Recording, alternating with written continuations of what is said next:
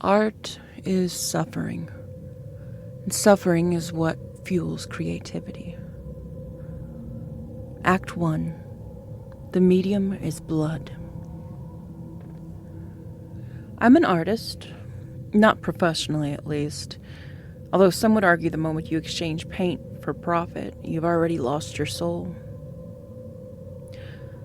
I'm not a professional artist because that would imply structure, sanity, restraint. I'm more of a vessel. The brush doesn't move unless something inside me breaks. I've been selling my paintings for a while now. Most are landscapes, serene, practical, palatable. Comforting little things. The kind that looks nice above beige couches and beside decorative wine racks. I've made peace with that. The world likes peace. The world buys peace. My hands do the work. My soul stays out of it. But the real art, the ones I paint at 3 a.m., under the sick yellow light of a street lamp, leaking through broken blinds, those are different. Those live under a white sheet in the corner of my apartment, like forgotten corpses. They bleed out my truth. I've never shown them to anyone. Some things aren't meant to be framed. I keep it hidden, not because I'm ashamed, but because that kind of art is honest, and honesty terrifies people. Sometimes I use oil, sometimes ink, when I can afford it. Charcoal is rare. My apartment is quiet. Not the good kind of quiet. Not peace. The other kind. The kind that lingers like old smoke in your lungs. There's a hum in the walls, the fridge, the water pipes, my thoughts. I work a boring job during the day. Talk to no living soul as much as possible. Smile when necessary. Nod and acknowledge.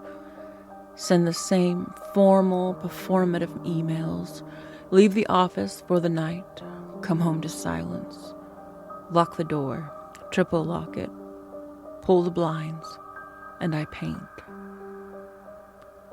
That's the routine. That's the rhythm. There was a time when I painted to feel something, but now I paint to bleed the feelings out before they drown me. But when the ache reaches the bone, when the screaming inside gets too loud, I use blood. Mine. A little prick of the finger here, a cut there. Small sacrifices to the muse. It started with just a drop. It started small. One night I cut my palm on a glass jar. A stupid accident, really. When some of the blood smeared onto the canvas I was working on. I watched the red spread across the grotesque monstrosity I'd painted. And it didn't dry like acrylic. It glistened, dark, wet, and alive. I couldn't look away. So I added a little more just to see. I didn't realize it then, but the brush had already sunk its teeth in me. I started cutting deliberately. Not deep, not at first. A razor against my finger, a thumbtack to the thigh. The shallow pain was tolerable, manageable even, and the color, the color. No store-bought red would mimic that kind of reality. It's raw, unforgiving human in the most visceral way. There's no pretending when you paint with blood. I began reserving canvases for what I called the blood work. That's what I named it in my head, the paintings that came from the ache, not the hand. I'd paint screaming mouths, blurred eyes, teeth that didn't belong to any known animal. They came out of me like confessions, like exorcisms. I started to feel lighter afterward. Hollow, yes, but clearer, like I had purged something. They never saw those paintings. No one ever has. I wrapped them in a sheet, like corpses, and I stacked them like coffins. I tell myself it's for my own good, that the world isn't ready. But really, I think I'm the one who's not ready. Because when I look at them, I see something moving behind the brushstrokes, something alive, something waiting. And the bleeding became part of the process. Cut, paint, bandage, repeat. I started getting lightheaded and dizzy. My skin grew pale. I called it the price of truth. My doctor said I was anemic. I told him I was simply bad at feeding myself. He believed me. They always do. No one looks too closely when you're quiet and polite and smile at the right times. I used to wonder if I was crazy, if I was making it all up.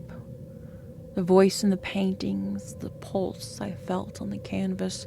But crazy people don't hide their madness. They let it out. I bury mine in art and white sheets. I told myself I'd stop eventually, that the next piece would be the last. But each one pulls something deeper. Each one takes a little more. And somehow each one feels more like me than anything I've ever made. I use razors now. Small ones, precise like scalpels. I know which veins bleed the slowest, which ones burn, which ones sing. I don't sleep much, and when I do, I dream in black and red. Act 2, The Cure. It happened on a Thursday, cloudy, bleak and cold. The kind of sky that promised rain but never delivers. I was leaving a bookstore, a rare detour, when he stopped me. "You dropped this," he said, holding out my sketchbook. It was bound in leather, old and fraying at the corners. I hadn't even noticed it slipped out of my bag. I took it from him, muttered a soft thank you, and turned to leave. "Wait," he said.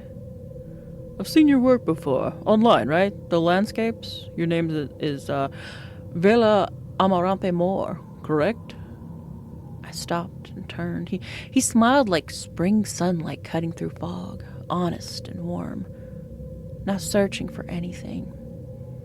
Or maybe that's just what I needed him to be.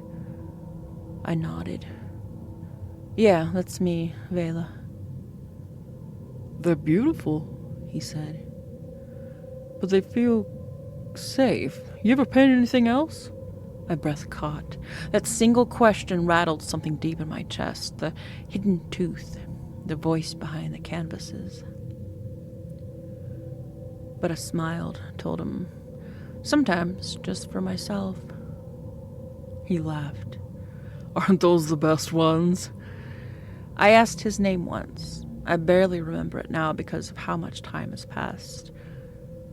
I think it was Ezrin Lucaire Viro. Even his name felt surreal, as if it was too good to be true. In one way or another, it was. We started seeing each other after that. Coffee, walks, quiet dinners in rustic places with soft music. He asked questions but never pushed. He listened, not the polite kind, the real kind, the kind that makes silence feel like safety. I told him about my work. He told me about his. He taught piano and said music made more sense than people. I told him painting was the opposite. You pour your madness into a canvas so people won't see it in your eyes. He said that was beautiful. I told him it was just survival. I stopped painting for a while. It felt strange at first, like forgetting to breathe, like sleeping without dreaming. But the need faded. The canvas in the corner stayed blank. The razors stayed in the drawer. The voices quieted. We spent a rainy weekend in his apartment. It smelled like coffee and sandalwood. We lay on the couch, legs tangled, and he played music on a piano while I read with my head on his chest. I remember thinking, this must be what peace feels like. I didn't miss the art. Not at first, but peace doesn't make good paintings. Happiness doesn't bleed. And silence, no matter how soft, starts to feel like drowning when you're used to screaming. For the first time in years, I felt full. But then the colors started fading. The world turned pale. Conversations blurred. My fingers twitched for a brush. My skin itched for a cut. He felt too soft, too kind, like a storybook ending someone else deserved. I tried to believe in him the way I believed in the blood. The craving came back slowly, a whisper in the dark and an itch under the skin, that cold, familiar pull behind the eyes. One night, while he slept, I crept into the bathroom. I took out the blade. Just a small cut, just to remember. The blood felt warm. The air tasted like paint thinner and rust. I didn't paint that night. I just watched the drop roll down my wrist and smiled. The next morning, he asked if I was okay, said I looked pale, said I'd been quiet. I told him I was tired. I lied. A week later, I bled for real. I took out a canvas, painted something with teeth and no eyes, a mouth where the sky would be, fingers stretched across a black horizon. It felt real, alive, like coming home. He found it. I came home from work and he was standing in my apartment holding the canvas like it had burned him. He asked what it was. I told him the truth. I paint with my blood, I said.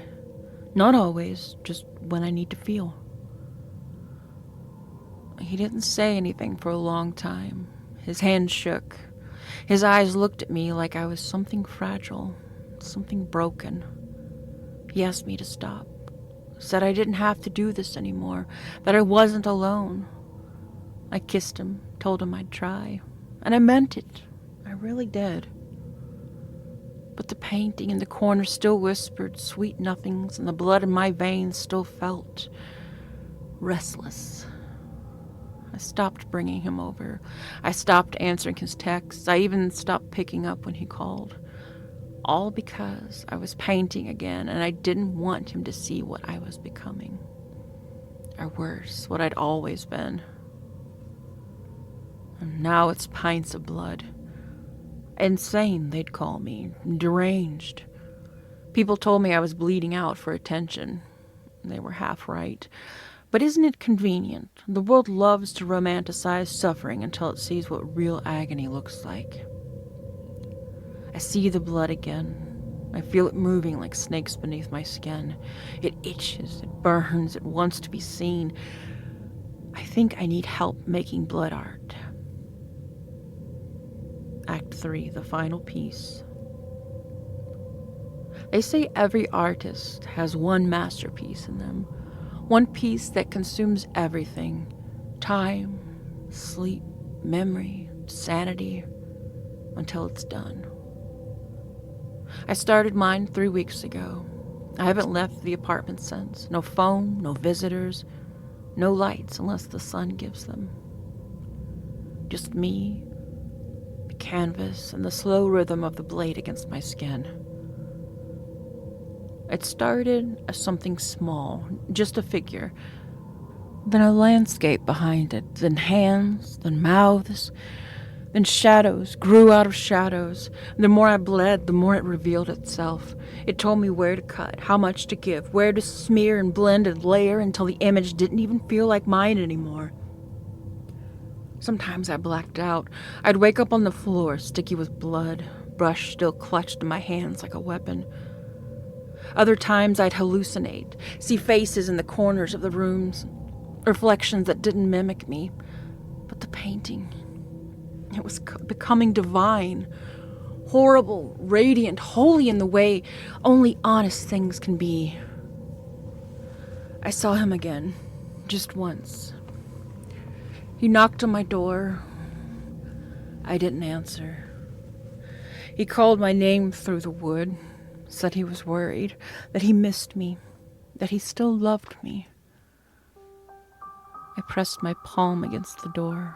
Blood smeared on the wood, my signature, but I didn't open it. Because I knew the moment he saw me, really saw me, he'd leave again. Or worse, he'd try to save me, and I didn't want to be saved. Not anymore. I poured the last of myself into the final layer, painted through tremors, through nausea, through visions tunneling into black.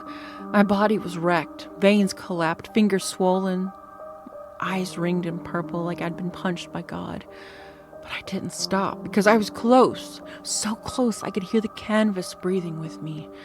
Inhale, exhale, cut, paint. When I stepped back, I saw it, really saw it. The masterpiece, my blood, my madness, my soul scraped raw and screaming. It was beautiful. No, not beautiful, true. I collapsed before I could name it. Now I'm on the floor. I think it's been hours, maybe longer, and there's blood in my mouth. My limbs are cold. My chest is tight. The painting towers over me like a god or a tombstone. My vision is going, but I can still see the reds, those impossible, perfect reds all dancing under the canvas lights. I hear sirens far away, distant like the world's moving on without me. Good, it should. I gave everything to the art, willingly and joyfully. People will find this place. They'll see the paintings. They'll feel something deep in their bones and they won't know why. They'll say it's brilliant, disturbing, haunting even. They'll call it genius, but they'll never know what it cost. Now, I'm leaving with one final breath, one last blood-wet whisper. I didn't die for the art. I died because art wouldn't let me live. Please don't touch it. I think it's still hungry.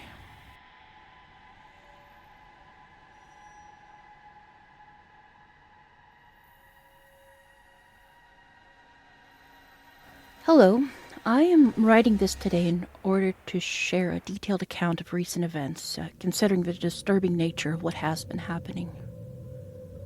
I'm shocked and confused and mostly looking for help or advice regarding my situation. Though it will be difficult, I'm going to try to keep this concise and streamlined for those who choose to read.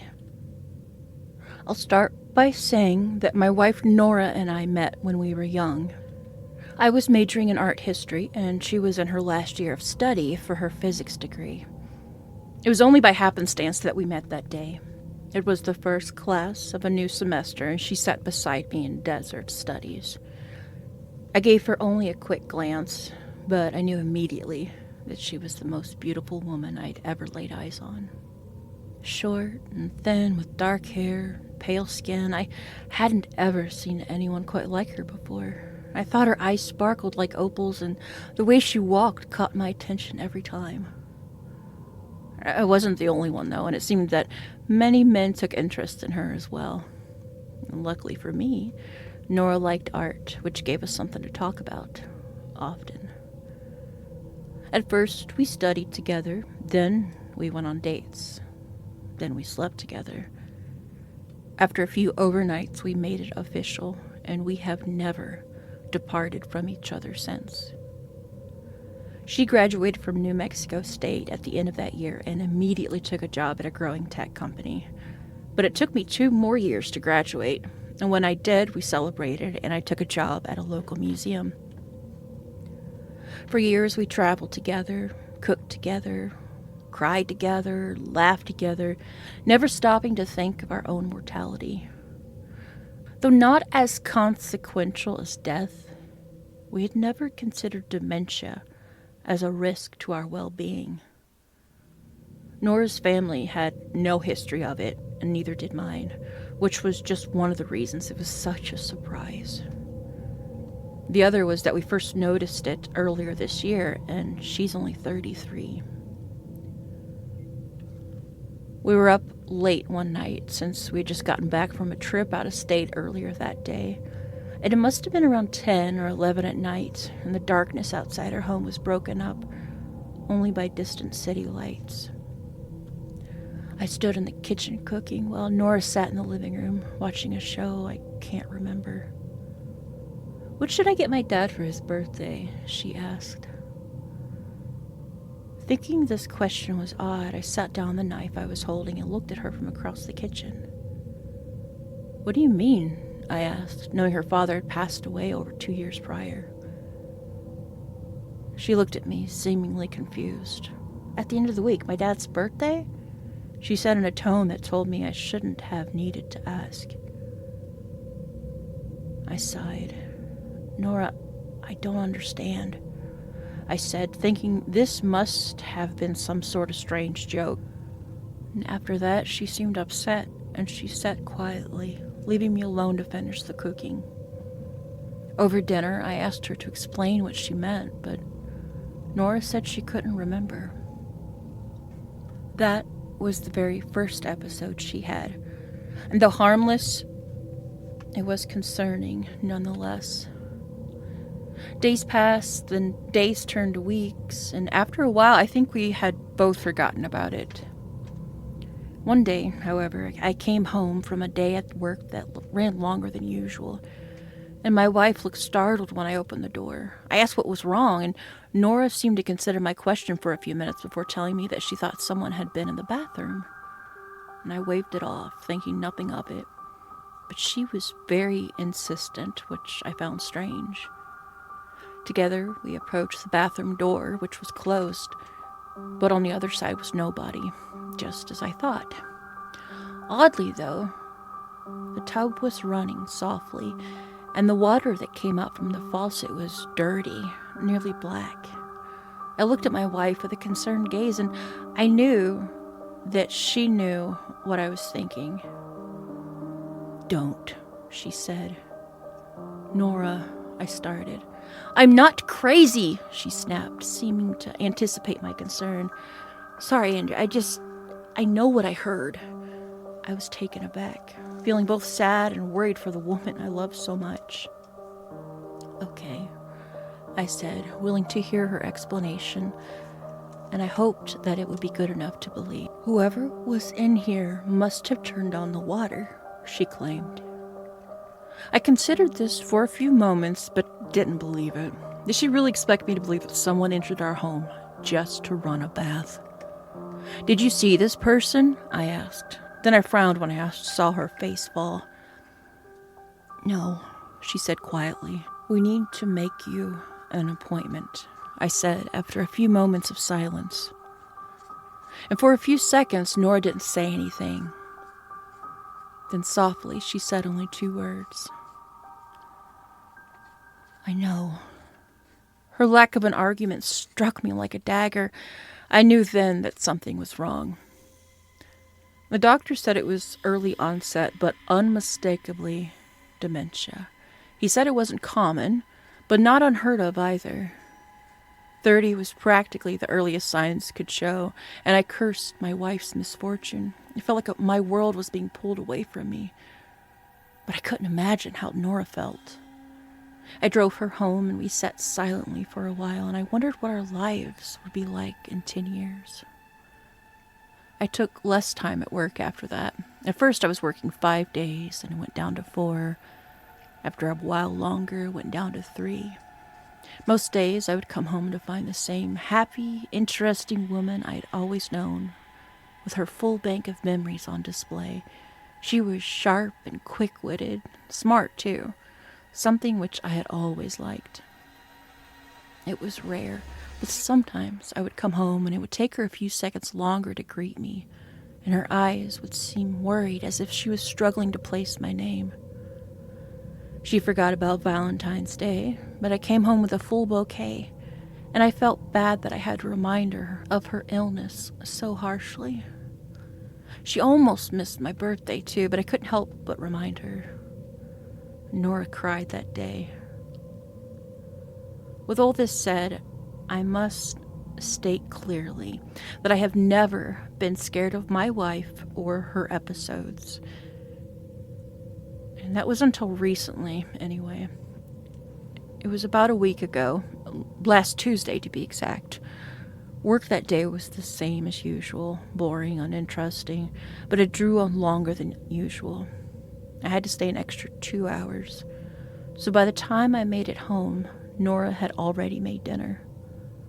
We ate together as we sat on the couch watching a movie, and the evening went on the same as it did nearly every other day. When it got late, we retreated to bed, and it didn't take long for me to fall asleep with my arms around my closest comfort. I checked the alarm clock when I awoke to see that it was still in the very early hours of the morning. Fading blue moonlight filtered into the room through wooden shutters on the window, leaving only a small view of the blue hour outdoors. Nora was no longer in my arms, and her side of the bed felt cold, obviously empty for some time. Thinking nothing of it, I sat up in bed and rested against the wall, waiting for her, thinking that she had only gotten up for a glass of water or to use the bathroom. I sat for over 10 minutes waiting for her, which I thought was odd, and I reasoned that she must have gotten up early to make breakfast or that she may have had an early appointment with the doctor, but this behavior was strange. Nora had never struggled to sleep through the night before, and usually she awoke around noon when left alone. I got up from the bed and rose to my feet, worried that Nora may be suffering from one of her episodes. At this point, it has become a normal part of our lives, but we don't talk about that much. I opened the door to leave the room, and when I did, I could hear a faint rumbling sound from somewhere in the house. I stood for a moment, trying to place the noise when I realized it was the bathtub. I calmed down, thinking Nora must have been up early to run a bath. I walked through our home in darkness since my wife had neglected to turn on the lights. I flicked light switches as I made my way to the bathroom, but noticed something odd. From underneath the bathroom door, I could see that the bathroom light was off, but the tub was clearly running.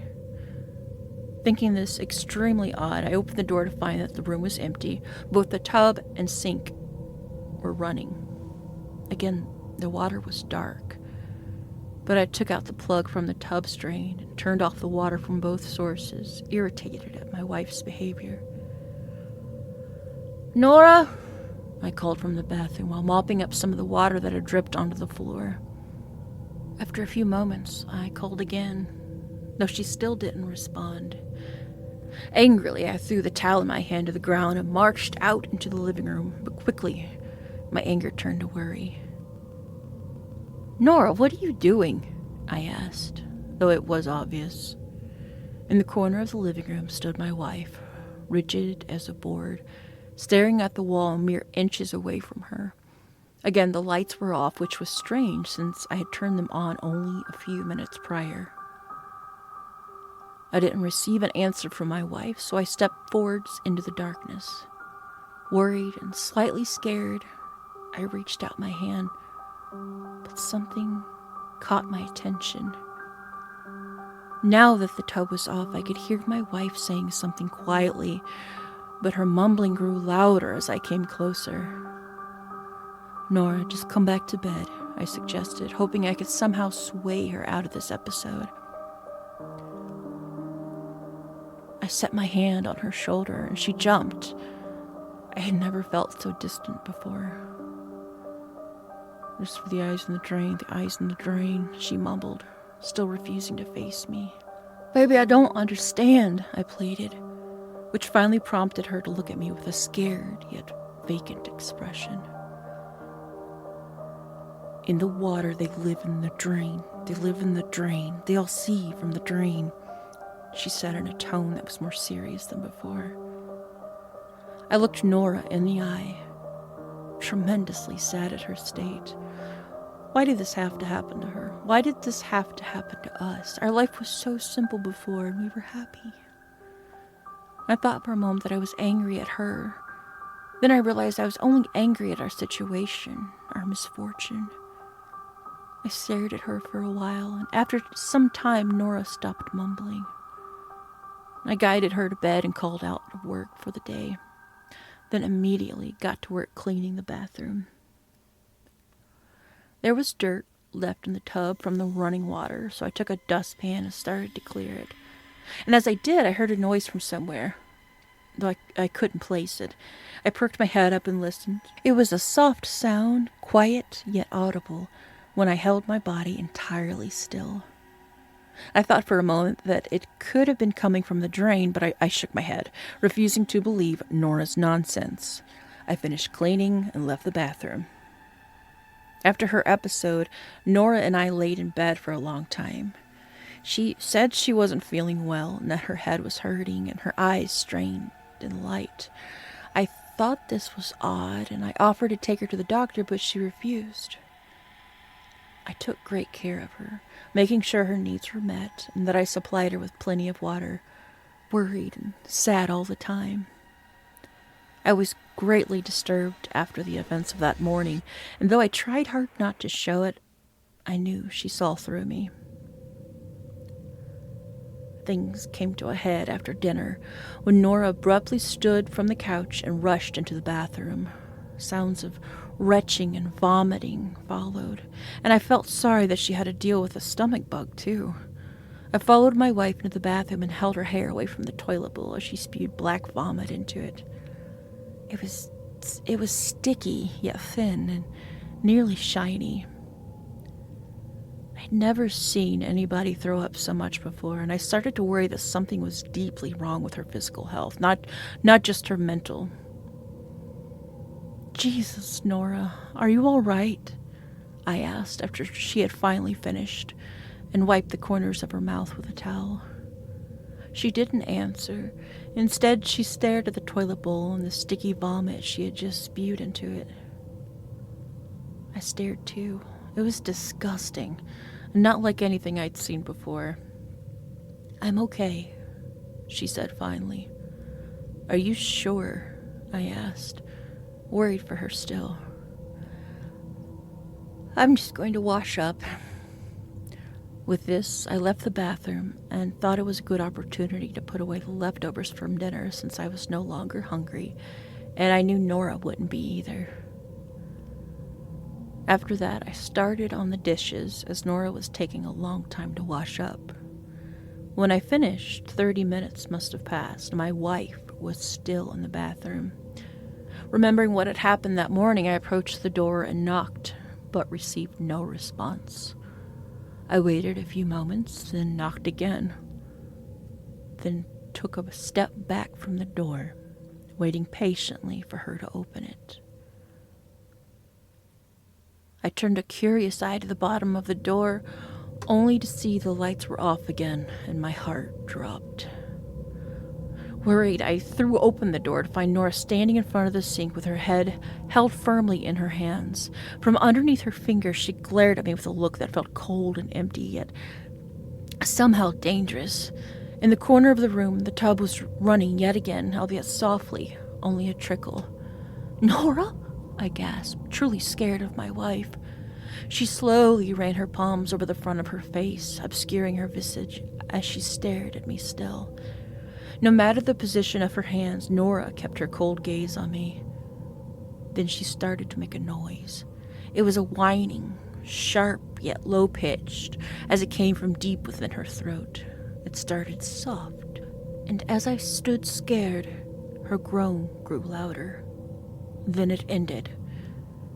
What replaced it was a soft, familiar voice saying, "In the drain it needs to be washed. Washed in the tub it needs to leave. Washed down the drain, the drain, the drain." I stood in the doorway terrified, fearing not just for my wife, but her safety. I didn't know what to do or how to act, but I reached without thinking. My hands touched the faucet and I turned it off, stopping the trickling water from it.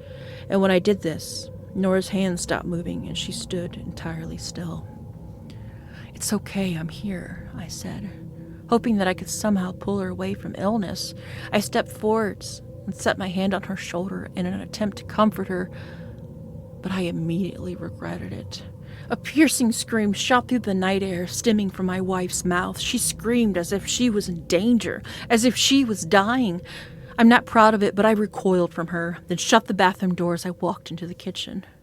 I clutched my chest and attempted to catch my breath as my wife's blood-curdling screams subsided. Dozens of thoughts raced across my mind, and I wasn't sure what to do. How could I fix this? Is this even fixable? A tear formed in the corner of my eye as I thought about my new reality. This is not the Nora I know. She stayed in the bathroom for quite some time, but after a while she left. She walked across the hall towards the bedroom and claimed she was tired when she saw me. I didn't protest that, and I let her go to bed alone for the first time in years. Her behavior was worrying, sickening, and frankly disturbing in a way I'd never thought I'd know. Above all, I was saddened that her episodes had become so bad. I thought about these things as I sat in the bathroom on the edge of the tub, sweeping dirt from in it. Nora had long fallen asleep, and as reluctant as I was to believe her story, I peered into the drain. It was empty, completely vacant of debris. What could she mean? I thought, refusing to believe my wife could be so wrong about this.